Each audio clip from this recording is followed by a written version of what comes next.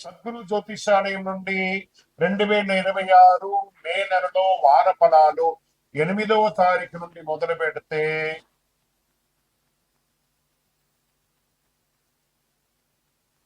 14 మే వరకు శుభాశుభ ఫలితాలు ఎలా ఉన్నాయి అనంటే, వేసవి ఎక్కువగా ఉంది. అగ్ని నక్షత్రం కూడా 4వ తారీఖు నుంచి స్టార్ట్ అయింది. ఎండ తాపడం చాలా తీవ్రంగా ఎలా ఉంది, ఎందుకంటే సూర్యుడు ఇంటికి కుజులు వచ్చి స్థిరపడుతున్నాడు. మే 10వ తేదీ నుంచి కుజుడు మేషరాశిలో వచ్చి స్థిరపడతాడు. అలా స్థిరపడిన తర్వాత ఎండ చాలా తీవ్రంగా అవుతుంది. కత్తరి ఎండ ప్రారంభం అవుతుంది. కేతు భగవానుడు సింహరాశిలో ఉన్న కాలం అంటారు.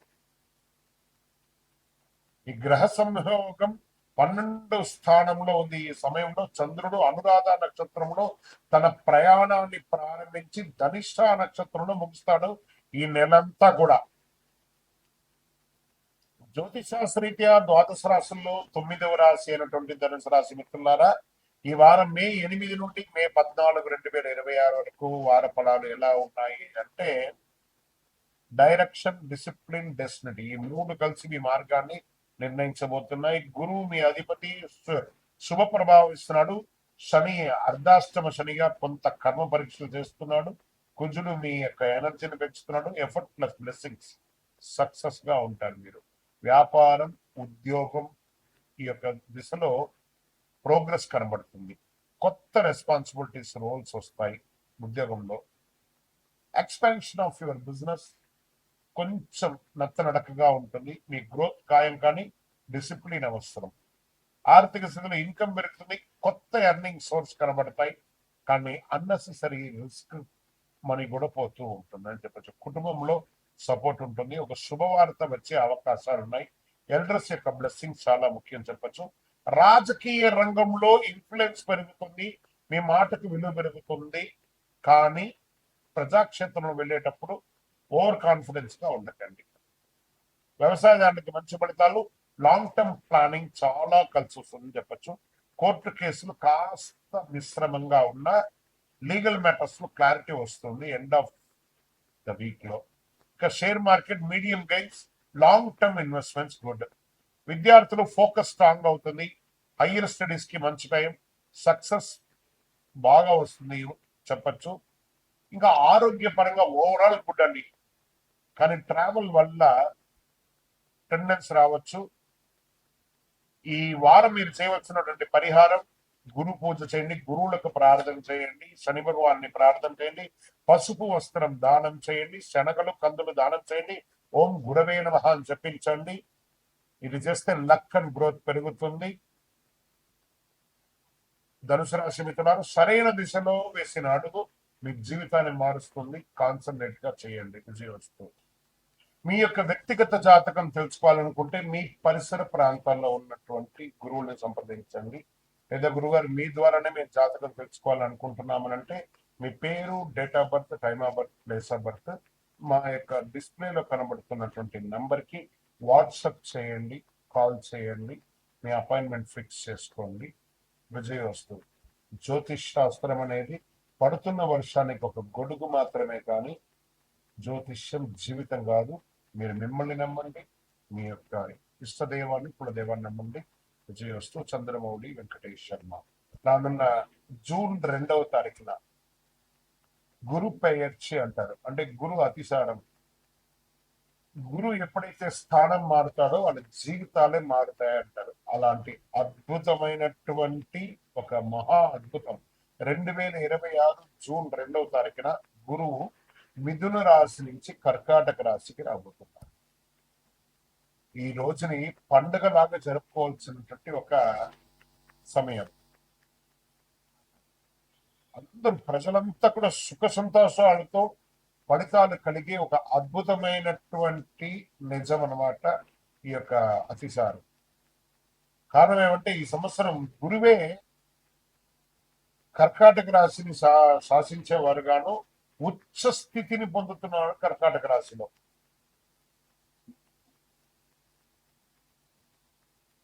సరే, ఉచ్చ స్థితి పొందినటువంటి గురువు ఏం చేస్తాడు?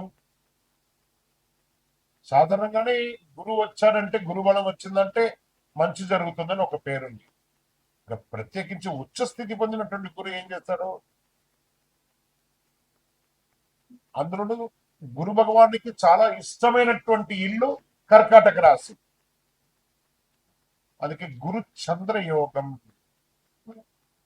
చంద్రుని యొక్క ఇల్లు.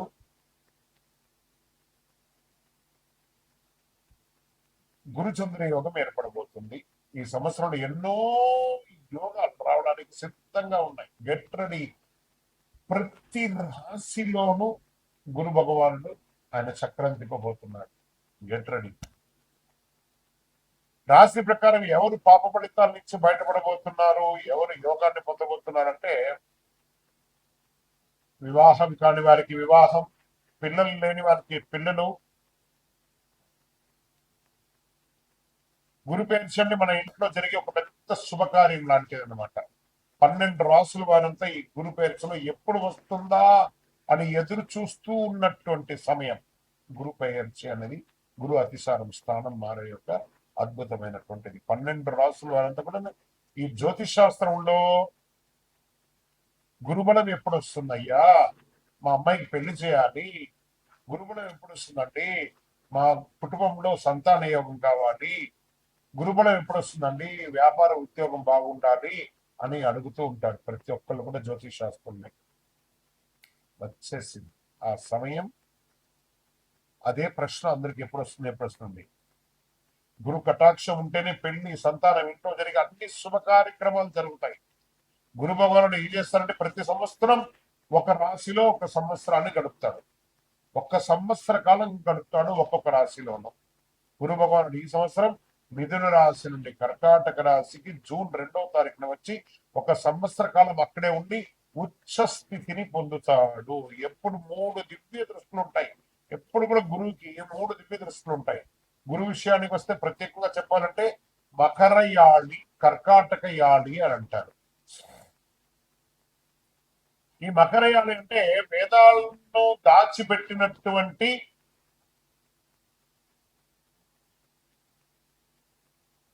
స్థలం అని కూడా అర్థం. హిరణ్యాక్షుడు అనే రాక్షసుడు ఏం చేశారంటే వేదాలను తీసుకెళ్లి భూమిని కూడా తీసుకెళ్లి భూమాతను దాచిపెట్టేశాడు. పురాణంలో చెప్పబడుతుంది మకరయాళిలో. ఆ వేదాలను దాచిన స్థలాన్ని మకరయాళి అని, వేదాలను వెలుగులోకి తీసుకొచ్చినటువంటి దాన్ని కర్కాటక అని అంటారు. అదే కర్కాటక రాశి. అందులోనే గురు భగవానుడు ఇప్పుడు రాబోతున్నాడు. అంటే ఏదైతే నష్టం ఉందో దాన్ని బయటికి తీసుకొచ్చేది ఎవరైనా ఉన్నారంటే అది కర్కాటక రాశి. ఆ కర్కాటక రాశిలోనే గురు భగవానుడు రాబోతున్నాడు. అలాంటి కర్కాటక రాశి గురువు ఉచ్చస్థితి పొందినప్పుడు ఏమవుతుందంటే, జ్యోతిష్ శాస్త్రంలో ఉచ్చస్థితి పొందడం కూడా ఇదే మొదటిసారి కర్కాటకంలో. అది చంద్రుని ఇల్లు. దాన్ని గురు చంద్రయోగం కూడా అంటారు. దీంట్లో 5వ దృష్టి వృశ్చిక రాశిని చూస్తున్నాడు. ఇక్కడ చెప్తున్నాను మళ్ళీ, నా హృదయంలో ఎడమ వైపు ఉన్నటువంటి వృశ్చిక రాశి మిత్రులారా, దిస్ ఇస్ ఫార్ యూ.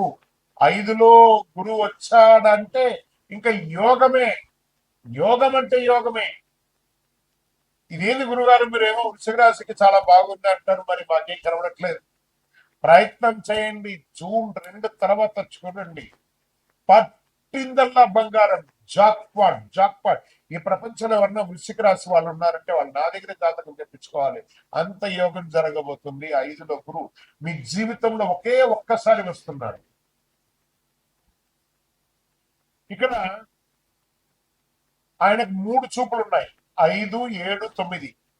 5వది యోగ దృష్టి, 7వది కళత్ర దృష్టి, 9వది భాగ్య దృష్టి అంటారు.